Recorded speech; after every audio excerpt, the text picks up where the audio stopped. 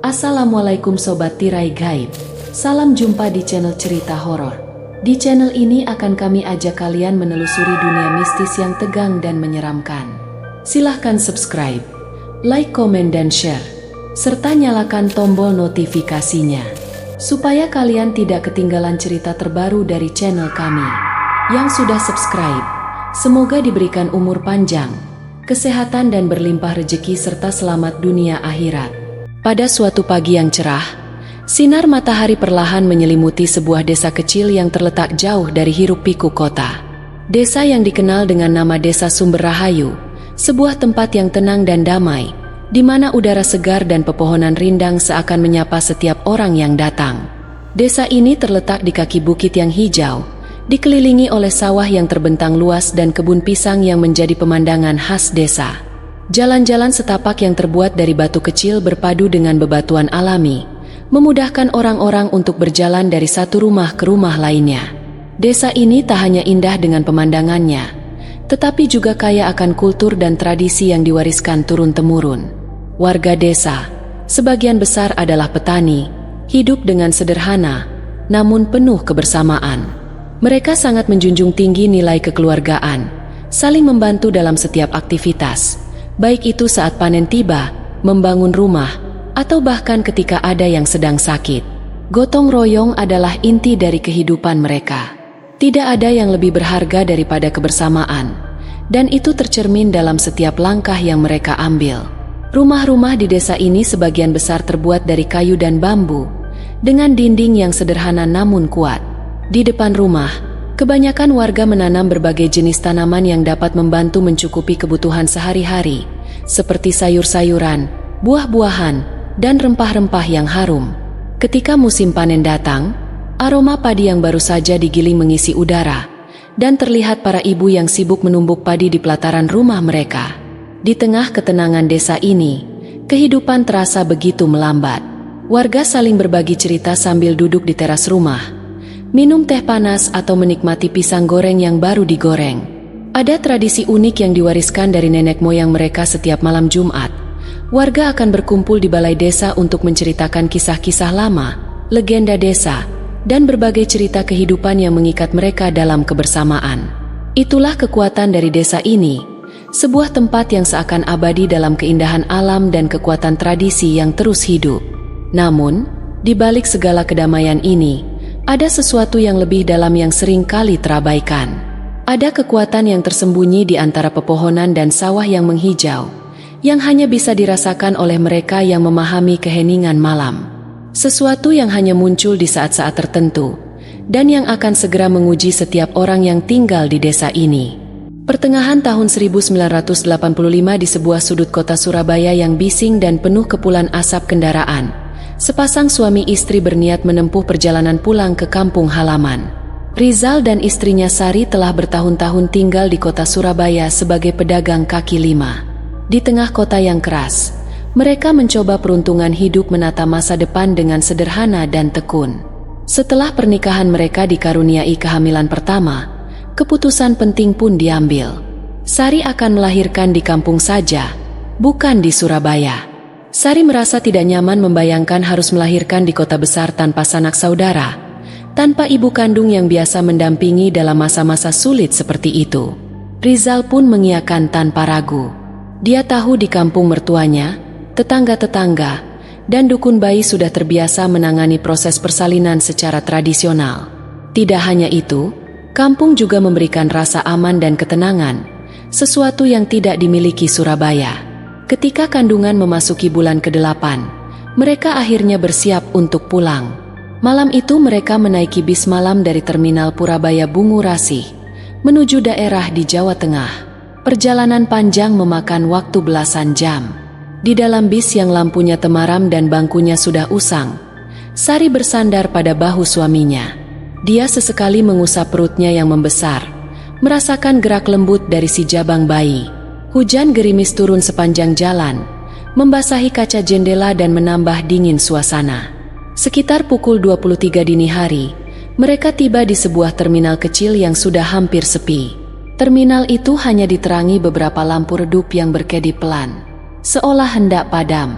Warung-warung tutup. Tidak ada penjual. Tidak ada penjaga. Hanya suara jangkrik dan tetesan air dari atap terminal yang menemani mereka turun dari bis. Udara dingin langsung menyergap tubuh Sari. Ia menggigil sambil memeluk tas kecil berisi pakaian bayi dan beberapa obat. Rizal langsung bergerak mencari becak. Di tengah suasana yang hening dan menegangkan, mereka beruntung menemukan seorang tukang becak tua yang sedang meminum kopi dan menghisap rokok kretek sambil duduk di bangku kayu pinggir jalan.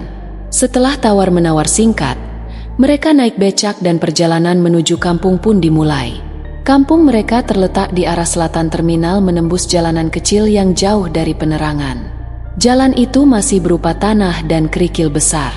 Di kiri kanan hanya pepohonan jauh dari rumah warga. Lampu jalan hampir tidak ada. Sesekali hanya terlihat kilatan kuning dari kunang-kunang di semak. Becak melaju perlahan. Kayuhan roda bergemuruh pelan di atas bebatuan. Ban tipisnya sesekali terperosok ke lubang tanah yang tergenang. Lampu kecil di bagian depan becak menyorot jalan tidak lebih dari 2 meter ke depan, menciptakan bayangan panjang dari dahan dan batang pohon yang bergoyang diterpa angin malam. Sari duduk sambil membungkuk memeluk perutnya. Setiap kali becak terguncang, ia menarik napas dalam-dalam. Khawatir janin di dalamnya terguncang. Matanya mencoba menatap jalan di depan. Namun, gelapnya malah membuat ia hanya bisa melihat samar-samar. Tiba-tiba ketika becak melintasi sebuah jalan menurun di dekat kebun pisang yang luas dan lebat, Sari merasa ada sesuatu yang tidak biasa. Dia mengedarkan pandangannya ke arah semak-semak di sisi kanan jalan. Matanya menatap tajam ke arah sekelompok pohon pisang yang menjulang. Daunnya lebar dan bergoyang pelan.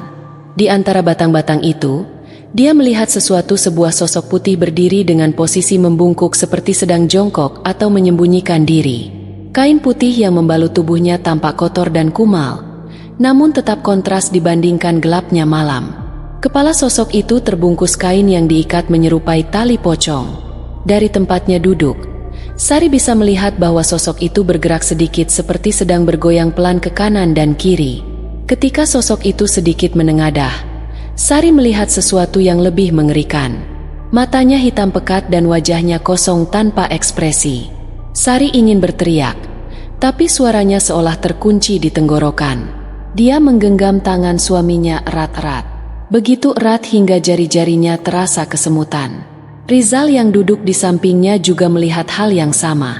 Dia sempat mengerjapkan mata memastikan pandangannya tidak salah.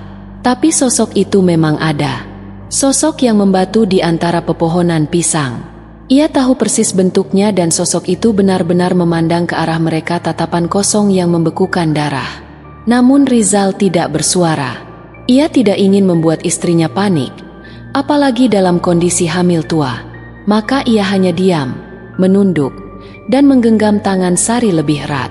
Tidak ada kata, tidak ada diskusi, hanya ketegangan yang menggantung di antara mereka. Becak terus melaju meninggalkan kebun pisang itu.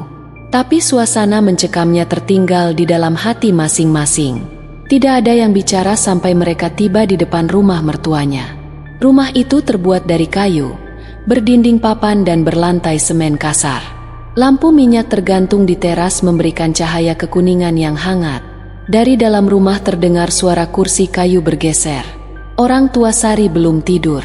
Rupanya mereka menunggu dengan penuh harap. Tahu bahwa anak dan menantunya akan tiba malam itu.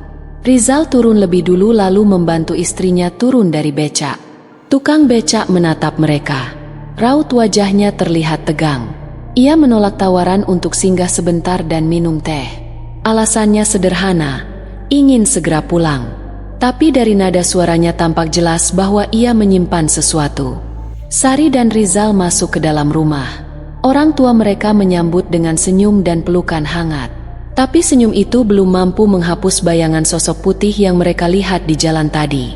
Tidak bagi Sari, tidak juga bagi Rizal. Malam itu baru saja dimulai dan mereka belum tahu bahwa sosok itu hanyalah awal dari sesuatu yang jauh lebih menyeramkan. Di dalam rumah kayu yang sederhana, malam itu diwarnai suasana hangat yang kontras dengan dingin dan ketegangan yang baru saja mereka alami. Mertua Rizal menyambut dengan senyum tulus, menyuguhkan teh panas dan ubi rebus yang masih mengepul. Sari yang kelelahan setelah perjalanan panjang segera dipersilakan beristirahat di kamar tengah ditemani oleh ibu kandungnya, yang tampak begitu khawatir sekaligus bahagia menyambut kedatangan anak dan cucu yang masih dalam kandungan. Sementara itu, Rizal duduk di ruang depan bersama sang ayah mertua sekadar berbincang ringan sambil meminum teh hangat. Namun, percakapan mereka tidak benar-benar mengalir. Di balik wajah tenangnya, Rizal menyimpan kegelisahan. Matanya sesekali melirik keluar jendela dan pikirannya masih dipenuhi bayangan tentang sosok putih yang berada di antara kebun pisang tadi. Suasana malam begitu sunyi. Hanya suara jangkrik yang terdengar bersahutan dari balik pepohonan. Lampu minyak yang tergantung di sudut ruang depan bergoyang pelan. Sesekali mengeluarkan suara letupan kecil. Udara dingin merayap dari sela-sela dinding kayu yang tidak rapat, menyentuh kulit seperti sentuhan lembut namun menakutkan. Beberapa saat setelah mereka mulai duduk, terdengar ketukan pelan di pintu depan. Ketukan itu diiringi oleh suara lirih yang memanggil pelan. Rizal sontak berdiri melirik ke arah ayah mertuanya yang juga tampak terkejut. Ia pun segera membuka pintu dengan hati-hati dan tampaklah sosok tukang becak yang tadi mengantar mereka. Tukang becak itu berdiri dengan tubuh sedikit gemetar. Keringat membasahi dahinya meskipun udara malam begitu dingin. Ia terlihat terengah-engah, seolah baru saja berlari jauh. Di tangannya tergenggam topi caping yang telah lusuh dan tatapannya tampak cemas. Rizal heran melihat pria itu kembali. Padahal sebelumnya ia sempat mengatakan akan langsung pulang. Namun sebelum ia sempat bertanya lebih jauh, tukang beca itu sudah menjelaskan dengan suara gemetar bahwa dirinya tidak berani kembali ke rumah. Ia menceritakan bahwa dalam perjalanan pulangnya, ia kembali melihat sosok yang tadi, sesosok pocong yang berdiri tegak di tengah jalan di tempat yang sama saat mereka bertiga melintas. Sosok itu menurut pengakuannya tidak hanya berdiri diam, tetapi menatap langsung ke arahnya. Tatapan kosong yang seolah menyedot keberanian dari dalam dirinya. Rasa takut yang begitu besar membuatnya memutar balik becaknya dan dengan tubuh gemetar ia memutuskan untuk kembali ke rumah keluarga Rizal berharap diberi izin untuk berteduh hingga pagi tiba. Mendengar cerita itu, Rizal merasa jantungnya berdetak semakin kencang. Ia tahu bahwa yang dikatakan tukang beca itu bukan sekadar halusinasi atau ketakutan kosong. Ia sendiri melihat sosok yang sama. Maka tanpa ragu, dia mempersilakan lelaki itu masuk dan duduk di ruang depan. Teh panas disuguhkan kembali dan beberapa potong pisang rebus diletakkan di hadapannya. Tidak butuh waktu lama, obrolan di antara mereka bertiga mengalir. Tukang beca itu mulai merasa lebih tenang setelah menceritakan pengalamannya. Rizal pun akhirnya mengakui bahwa dia dan istrinya juga melihat penampakan yang sama. Namun mereka memilih diam saat itu karena tidak ingin menimbulkan kepanikan. Tukang beca itu mengangguk pelan. Merasa sedikit lega karena tahu bahwa apa yang dia lihat bukanlah halusinasi semata. Ayah mertua Rizal yang sejak tadi hanya diam akhirnya turut angkat bicara. Dia menyampaikan bahwa sebenarnya dalam beberapa minggu terakhir kampung memang sedang diliputi suasana yang tidak biasa. Ia mengatakan bahwa seorang tetangga lama mereka yang kini merantau di Surabaya sempat kembali beberapa hari lalu dan mengabarkan bahwa kampung tersebut tengah mengalami gangguan. Banyak warga yang melihat penampakan aneh, mendengar suara-suara misterius, bahkan mengalami kehilangan barang-barang tanpa sebab. Rizal mendengarkan dengan seksama. Dia mulai merasa bahwa kedatangan mereka ke kampung ini bertepatan dengan sesuatu yang lebih besar dari sekadar kebetulan. Sang mertua melanjutkan penjelasannya bahwa sejak beberapa waktu terakhir teror semakin sering terjadi dan banyak warga mulai mengaitkannya dengan seorang pria bernama Fajar. Fajar menurut penuturan sang mertua dulunya hanya seorang pedagang kecil bersama istrinya yang berjualan di pasar. Namun dalam waktu singkat kehidupannya berubah drastis. Ia membeli sawah baru, merenovasi rumah, bahkan mampu membeli sepeda motor. Warga mulai membicarakan kejanggalan itu. Tidak sedikit yang menduga bahwa kekayaan mendadak itu diperoleh lewat cara yang tidak biasa. Namun, sang mertua buru-buru menambahkan bahwa semua itu masih sebatas desas-desus. Tidak ada yang berani menuduh langsung karena tidak ada bukti. Ia berkata bahwa dia sendiri pun memilih untuk diam karena takut akan menimbulkan fitnah. Namun, bisik-bisik warga semakin kencang dan beberapa orang mengaitkan kejadian-kejadian gaib yang belakangan sering terjadi dengan rumah tangga Fajar. Malam itu ketiganya duduk dalam keheningan yang semakin terasa menakutkan. Di luar suara angin yang menyusup dari celah atap terdengar seperti bisikan. Lampu minyak kembali berkedip dan dari kejauhan terdengar lolongan anjing panjang yang menggema di lereng bukit. Semuanya seolah menyatu dalam irama malam yang ganjil. Malam yang menyimpan sesuatu yang belum sepenuhnya terungkap. Rizal menatap kosong ke arah jendela. Di dalam dirinya tumbuh rasa was-was yang belum pernah dia rasakan sebelumnya. Ia mulai meragukan apakah keputusan membawa istri hamil tuanya ke kampung ini adalah langkah yang benar. Di ruang belakang, Sari telah terlelap. Tidak tahu bahwa malam pertamanya di kampung akan menjadi awal dari mimpi buruk yang perlahan menampakkan diri. Hari-hari berikutnya setelah insiden pertemuan dengan istri Fajar tidak berjalan normal, udara di rumah terasa berat. Seolah setiap sudutnya disesaki oleh sesuatu yang tidak terlihat. Cahaya matahari yang masuk lewat celah jendela pun terasa pucat dan dingin. Suasana menjadi hening bukan karena kedamaian, melainkan karena seluruh penghuni rumah menahan napas dalam diam. Ibu mertua Rizal mulai sering mengeluhkan mimpi buruk, sementara Sari tampak makin murung dan sensitif.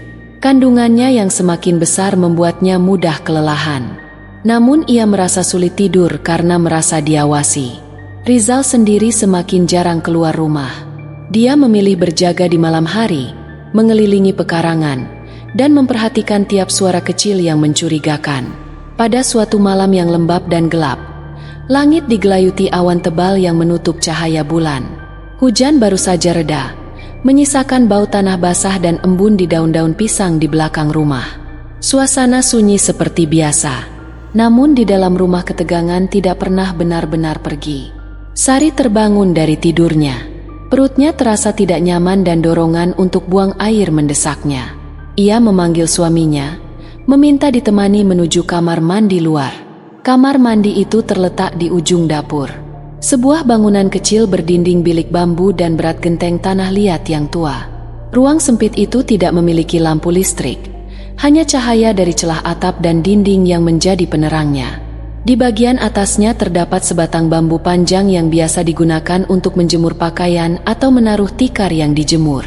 Bambu itu melintang tepat di bawah langit-langit, sedikit terbuka di beberapa sisi karena genteng yang renggang. Rizal mengantar istrinya hingga ke depan pintu kamar mandi dan menunggu di luar. Sari masuk dengan langkah lambat membawa senter kecil di tangan. Di dalam suasana sunyi seperti ruang hampa, air menetes dari tempayan besar menciptakan suara pelan yang berulang. Saat Sari bersiap buang air, ia tanpa sengaja mendongak ke atas kadar ingin memastikan tidak ada cicak di langit-langit. Namun pandangan matanya terhenti seketika di atas bambu yang melintang. Tampak sesosok tubuh terbaring. Sosok itu dibungkus kain kafan yang tampak kusam dan menguning di beberapa bagian. Wajahnya menghadap ke bawah. Matanya hitam menganga lebar menatap lurus ke arah Sari. Ikatan tali di bagian kepala dan kaki begitu jelas seperti baru saja diikat. Dan lebih mengerikan lagi, tubuh itu tampak perlahan menggeliat pelan seperti tengah menyesuaikan posisi untuk melihat lebih jelas. Sari tidak mampu bergerak. Tubuhnya kaku, bibirnya gemetar, dan bola matanya membesar dalam ketakutan mutlak. Ia tidak tahu berapa lama ia terpaku. Namun saat keberaniannya terkumpul, ia menjerit sekencang-kencangnya. Memanggil nama suaminya dengan suara yang putus-putus karena panik dan isak. Rizal segera mendobrak pintu kamar mandi. Ia menemukan istrinya terduduk di lantai. Tubuhnya gemetar hebat. Mukanya pucat seperti kain putih. Tanpa bertanya lebih jauh, ia mengangkat tubuh istrinya dan membawanya kembali ke dalam rumah. Ibu mertuanya yang mendengar keributan itu langsung bergegas datang. Sari hanya terus berkata bahwa dia melihat pocong di atas bambu. Sangat jelas, sangat dekat, dan tatapan matanya membuatnya seolah tak bisa bernapas.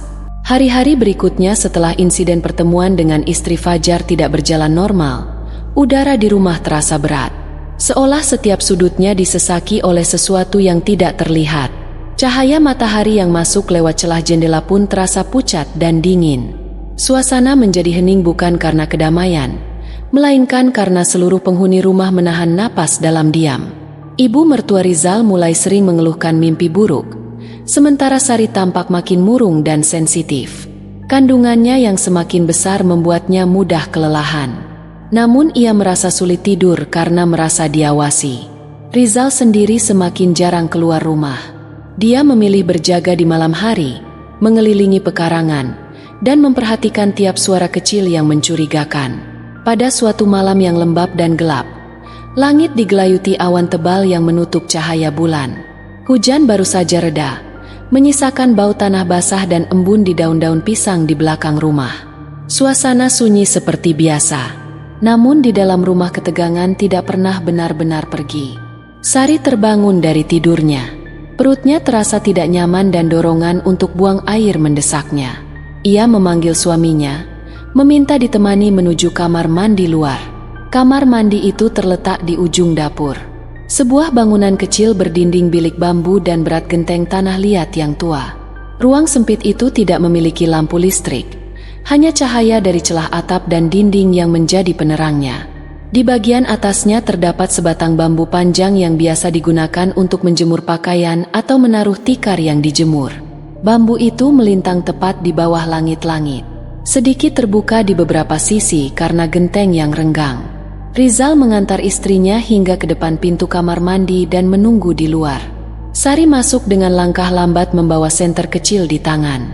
Di dalam suasana sunyi seperti ruang hampa, air menetes dari tempayan besar menciptakan suara pelan yang berulang.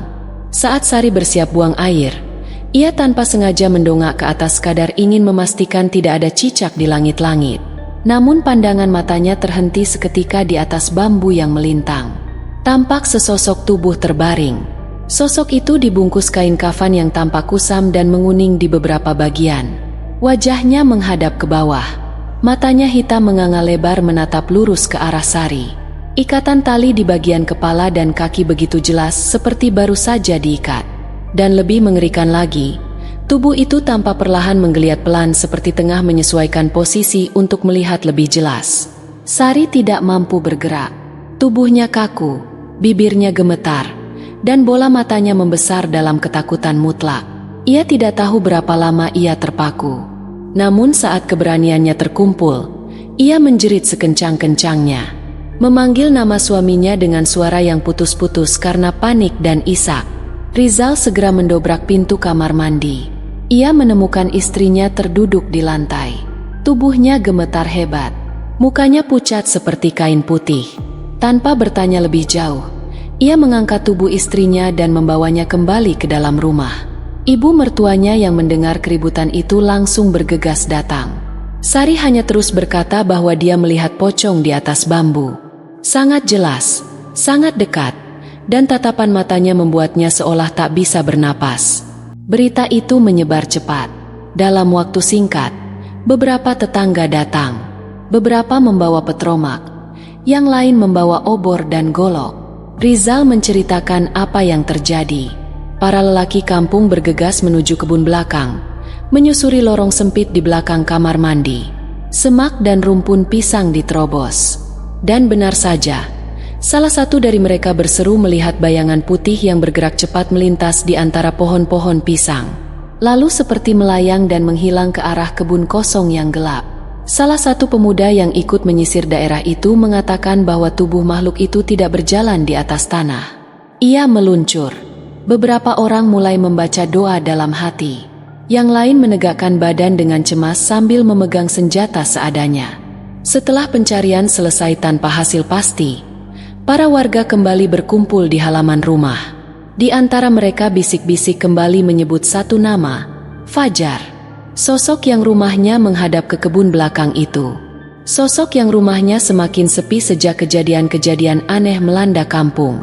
Seorang bapak tua berkata bahwa ia pernah melihat Fajar keluar malam-malam membisikkan sesuatu di halaman. Seorang perempuan menyatakan bahwa sejak Fajar jadi kaya, tidak ada lagi yang pernah melihatnya salat di musala. Namun, tidak ada yang benar-benar berani mengambil tindakan. Suara-suara itu masih dalam bentuk bisikan, belum menjadi gerakan. Semua tahu bahwa dunia tempat mereka berpijak ini tipis. Dan jika salah langkah, bisa saja mereka terjerumus ke dalam sesuatu yang lebih gelap dari sekadar kegelapan malam. Di dalam rumah, Sari akhirnya mulai tenang setelah diberikan air doa oleh ibu mertuanya. Tapi sejak kejadian itu, ia enggan ke kamar mandi sendirian. Bahkan di siang hari, ia tidur dengan lampu menyala. Setiap suara dari atap atau dapur membuatnya gelisah. Rizal tak lagi tidur nyenyak. Ia menghabiskan malam dengan berjaga di teras. Ditemani dua sahabat lamanya yang datang setelah mendengar kabar teror di rumah itu. Mereka bertiga duduk semalaman bergantian menjaga agar tidak ada yang masuk atau melintas tanpa disadari. Sejak malam penampakan pocong di kamar mandi, kampung seperti berubah wajah. Ketenangan yang selama ini hanya semu, kini benar-benar pecah. Warga yang semula memilih dia mulai berani bicara. Seolah kejadian demi kejadian yang selama ini hanya dianggap angin lalu kini menemukan benang merahnya. Malam berikutnya, suasana di balai dusun tampak berbeda. Para lelaki tua, pemuda, dan tokoh masyarakat berkumpul di bawah cahaya lampu petromak yang bergoyang pelan. Wajah-wajah mereka tegang bukan karena marah, melainkan karena takut. Tapi kali ini ketakutan itu tak lagi membungkam, justru menyatukan. Mereka tahu semua keganjilan yang terjadi selama sebulan terakhir. Penampakan makhluk aneh, suara gaib, kehilangan uang, bahkan perubahan drastis kehidupan seseorang. Nama Fajar disebut tanpa ragu. Seorang warga bercerita bahwa malam-malam tertentu ia melihat Fajar membawa bungkusan kain ke belakang rumah, menengadah ke langit sambil berkomat kamit. Seorang ibu rumah tangga mengaku pernah mendengar istri Fajar merintih tengah malam.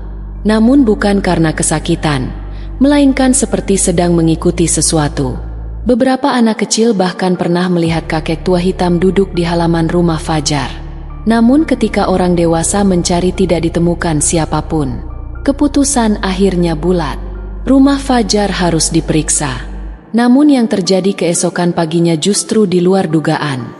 Ketika sekelompok warga datang secara damai ke rumah itu, mereka menemukan suasana yang janggal. Rumah yang sebelumnya ramai kini senyap. Tidak ada suara dari dalam. Pintu depan tertutup, tapi tidak terkunci. Beberapa jendela terbuka, gorden terhempas angin, dan udara yang keluar dari dalam rumah terasa panas seperti ruangan yang tertutup lama. Saat warga masuk, yang mereka temukan hanyalah ruang kosong yang ditinggalkan tergesa-gesa. Pikar digulung seadanya. Beberapa piring kotor masih tergeletak di dapur. Namun, sebagian besar barang-barang penting telah dibawa. Tidak ada satupun penghuni rumah. Bahkan sepeda motor Fajar yang biasa terparkir di depan tidak ada. Istri dan anak-anaknya pun lenyap. Rumah itu terasa hampa, namun menyisakan jejak yang mengganggu. Di salah satu sudut rumah ditemukan sebuah kamar yang tertutup rapat dan digembok dari luar. Beberapa warga berusaha membuka dan setelah berhasil didobrak, bau menyengat langsung menyergap. Di dalamnya terdapat tanda-tanda yang tak bisa disangkal sebagai aktivitas ritual gaib. Di lantai tanah kamar itu terlihat sisa-sisa pembakaran dupa dan kemenyan. Potongan-potongan kain hitam, bunga melati kering yang berserakan, dan sebuah baki tanah liat berisi rambut, serpihan kuku, dan paku karat. Di sudut ruangan terdapat dinding yang sebagian menghitam seperti pernah terbakar atau dilumuri arang. Ada pula lingkaran kapur putih dengan simbol-simbol asing di tengahnya seperti mantra atau raja. Beberapa warga yang masuk ke ruangan itu memilih segera keluar, mengelus dada dan membaca ayat-ayat pendek dengan gemetar. Warga pun akhirnya menyegel rumah itu. Tidak ada yang berani menyentuhnya lebih lanjut.